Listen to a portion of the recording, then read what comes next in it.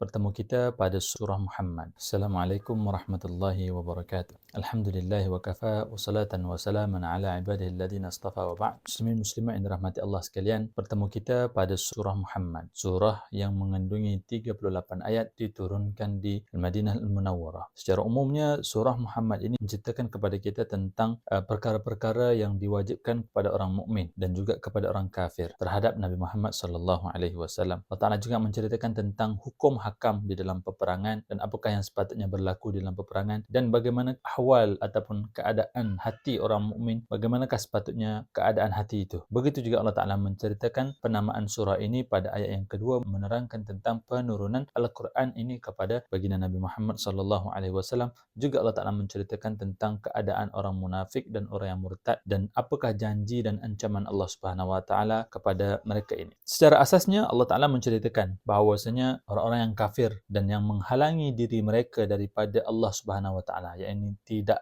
ingin memeluk agama Islam, sebenarnya Allah Taala akan mensia-siakan amalan mereka. Apa sahaja kebaikan yang mereka lakukan itu tidak akan mendapatkan perhitungan di hadapan Allah Subhanahu wa taala. Dan sebaliknya orang-orang yang beriman dan mengerjakan amalan soleh dan beriman kepada Al-Quran yang diturunkan kepada Nabi Muhammad, maka ini adalah satu kebenaran daripada Tuhan mereka dan Allah Taala akan mengampunkan dosa-dosa mereka yang telah lalu kerana mereka baru masuk Islam. Apabila orang yang murtad ataupun orang yang tidak beriman kepada Allah Subhanahu wa taala, kemudian dia beriman kepada Allah Subhanahu wa taala, maka Allah Taala akan mengampunkan segala dosa-dosanya yang telah lalu, walaupun dosanya itu sebanyak buih di lautan, itu Allah Taala akan ampunkan. Kemudian Allah Taala mengatakan orang-orang yang kufur itu, maka perangilah mereka, dan demikian apabila kamu berjuang menentang musuh, maka pancunglah lehernya, sehingga apabila kamu dapat bunuh mereka dengan banyak dan mengalahkan mereka itu, maka tawanlah mana-mana orang yang hidup daripada mereka dan ikatlah dengan kuat, ikatlah dengan kukuh. Maka setelah selesai daripada pertempuran itu, maka terserah kepada kamu bagaimana ingin memperlakukan mereka, sama ada kamu ingin melepaskan mereka ataupun kamu ingin melepaskan mereka dengan mereka membayar tebusan kepada kamu, ataupun terserah kepada kamu bagaimana kamu ingin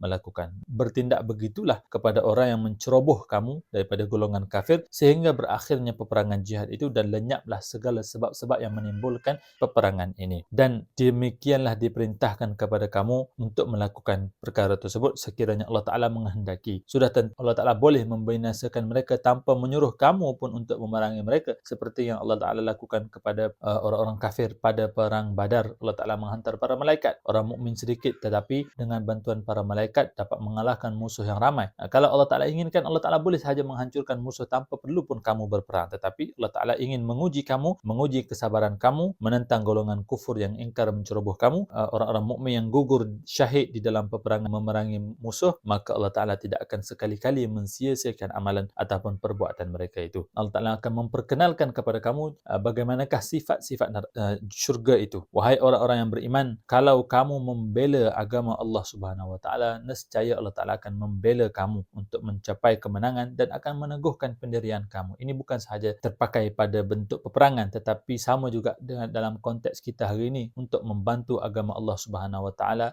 Orang yang berpegang teguh dengan sunnah Nabi ketika mana sunnah Nabi ini telah ditinggalkan atau telah bahkan diejek, maka Allah Ta'ala akan memberikan pahala yang banyak kepada dia dan Allah Ta'ala akan memberikan kekuatan pendirian kepada dia. Sebagai contoh, kita berada di negara yang Muslimnya itu adalah minoriti, maka timbul satu bentuk kesukaran kepada kita untuk sebagai contoh menutup aurat. Tetapi kita tetap sahaja steadfast, kita cuba untuk memakai tudung menutup aurat kerana menjunjung tinggi perintah Allah Subhanahu wa taala. Allah Ta'ala akan memberikan jalan yang sangat besar dan Allah Ta'ala akan memberikan sabat kepada kita, menguatkan hati kita, kuat pendirian kita untuk melakukan perkara tersebut. Tetapi perlulah didasari dengan iman yang teguh. Maka Allah Ta'ala menceritakan orang-orang yang mukmin itu melakukan amalan baik, itu akan dimasukkan ke dalam syurga yang mengalir sungai-sungai di bawahnya. Manakala orang-orang yang kufur, mereka akan bersenang lenang dengan azab di dalam api neraka, akan minum air yang mendidih, menggelegak di dalam perut mereka, dan mereka akan hidup di dunia seperti mana binatang-binatang haiwan ternak akan makan dan minum, sedang nerakalah yang akan menjadi tempat tempat tinggal bagi mereka. Syurga yang Allah Ta'ala janjikan sifatnya itu adalah bagaimana?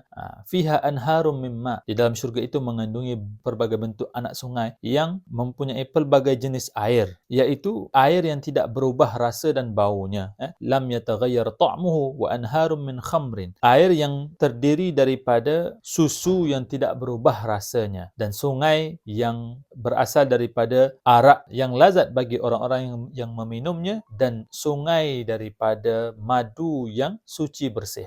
Dan juga di dalam syurga itu ada pelbagai jenis buah-buahan serta keredaan dan keampunan daripada Tuhan mereka, iaitu Allah Subhanahu Wa Taala. Apakah keadaan ini sama seperti orang yang kekal abadi di dalam neraka dan diberikan air ke dalam mulut mereka menggelegak sehingga menghancurkan perut-perut mereka dan isi perut segalanya itu? Sudah tentu ianya tidak sama. Ini adalah satu bentuk targhib kepada kita orang mukmin, satu bentuk nak menggemarkan kita, nak menjinakkan kita, membuatkan kita merasa ingin, merasa gairah, merasa rindu kepada apa yang Allah Ta'ala janjikan, dan menakutkan kita, memberi ketakutan kepada kita supaya kita tidak terjerumus ke dalam neraka yang begini-begini sifatnya, yang seperti yang diterangkan. Maka orang-orang kufar itu ialah orang-orang yang dilaknat oleh Allah Subhanahu Wa Ta'ala, dan Allah Ta'ala tulikan pendengaran mereka, dan Allah Ta'ala butakan penglihatan mereka. Ini adalah satu bentuk metafora. Hati mereka telah dipateri, hati mereka telah dikunci, sehingga kan apabila mendengar kebenaran tetap sahaja tidak terbuka untuk mengikut kebenaran tersebut. Walaupun melihat kebenaran tetapi tidak ingin mengikut. Walaupun mendengar hakikat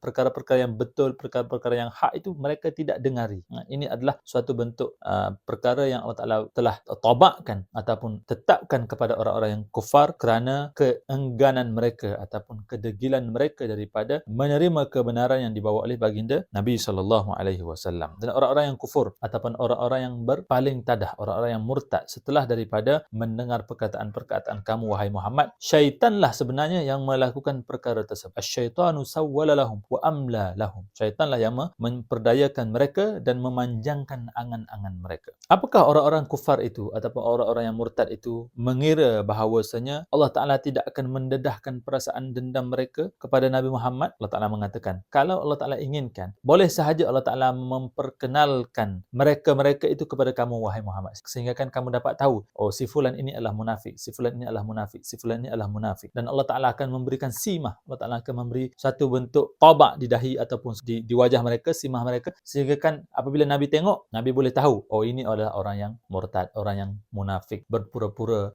suka kepada Islam, tetapi setelah daripada bersurai daripada majlis Nabi, mereka akan mengejek-ngejek dan memperolok-olokkan apa yang disebutkan oleh baginda Nabi SAW. Begitulah kami akan menguji kamu wahai orang-orang mukmin, dan juga orang-orang yang bukan mukmin, menguji kamu terlebih utama kepada orang yang beriman, mengatakan mereka itu beriman. Allah Ta'ala kata, beginilah kami akan menguji kamu wahai orang yang beriman, sehingga nyata kepada kami bahawasanya kamu ini benar-benar sahabat, benar-benar Islam kamu itu adalah benar, dan kamu itu sabar di atas ujian-ujian yang kami timpakan kepada kamu, daripada kematian anak, kematian isteri, keluarga, kehilangan harta, dan juga kelaparan, dan berbagai bentuk ujian yang Allah Ta'ala bagi kepada orang-orang mukmin untuk menguji keimanan mereka, keteguhan iman mereka. Jadi mudah-mudahan dengan sedikit yang kita sebutkan ini dapat memberi semangat kepada kita, dapat memberi satu bentuk pujukan kepada kita untuk tetap teguh di atas jalan Allah Subhanahu Wa Ta'ala walaupun menghadapi pelbagai bentuk ujian, sama ada daripada bentuk kekurangan duit, kekurangan harta, ataupun kesakitan dan seumpamanya, agar kita tahu bahawasanya ini adalah semua bentuk ujian daripada Allah Ta'ala untuk menguji kita. Orang yang sakit, sabar, sekiranya sabar akan diangkat darjatnya. Orang yang miskin, sekiranya sabar akan diangkat darjatnya. Orang yang kaya, orang yang mempunyai harta yang banyak, dilimpahi oleh Allah Subhanahu Wa Ta'ala dengan bersedekah, dengan sedar bahawasanya ini adalah pinjaman daripada Allah Subhanahu Wa Ta'ala, dan apa yang diberikan itulah harta yang sebenarnya di akhirat nanti, maka akan diangkat darjat mereka dan diberikan pahala yang sangat banyak. Semua bentuk ujian kepada kita, mudah-mudahan kita dapat menjalani ujian ini dengan jayanya dan akan menjadi orang-orang yang mendengar perkataan